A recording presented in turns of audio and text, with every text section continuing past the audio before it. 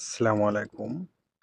তো বন্ধুরা, আপনাদের ফোনে যদি সাউন্ড একবারে কম হয়, তো কিভাবে আপনাদের ফোনের সাউন্ডটি আপ করবেন?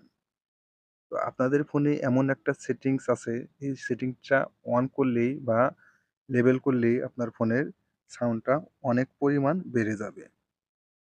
কিভাবে করবেন এই সেটিংটা আজকে আপনাদেরকে দেখাবো। তো আমাদের চ্যানেলে যদি নতুন দর্শক হয়ে থাকেন অবশ্যই চ্যানেলটি সাবস্ক্রাইব করে রাখবেন এবং পাশে থাকা বেল বাটনটি অল বাটন করে দেবেন যাতে পরবর্তী ভিডিও নোটিফিকেশন সবার আগে আপনাদের কাছে পৌঁছে যায়। তো কিভাবে করবেন এই সেটিংটা? তো চলুন আমরা ভিডিওর মূল কাজে চলে যাব। তো আমি একটা গান প্লে করব।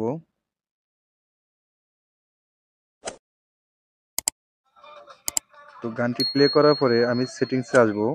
যেহেতু এখান থেকে আমি সেটিংটা অ্যাডজাস্ট করব, এই যে দেখতে পাচ্ছেন আপনারা।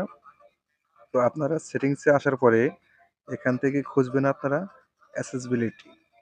তো অ্যাসেসবিলিটিতে আসার পরে এখান থেকে খুঁজবেন আপনারা অডিও অ্যাডজাস্টমেন্ট। তো এই যে দেখতে পাচ্ছেন অডিও অ্যাডজাস্টমেন্ট, আমি এটার উপর ট্যাপ করলাম। আপনাদের যদি এই যে এই সেটিংটা অন থাকে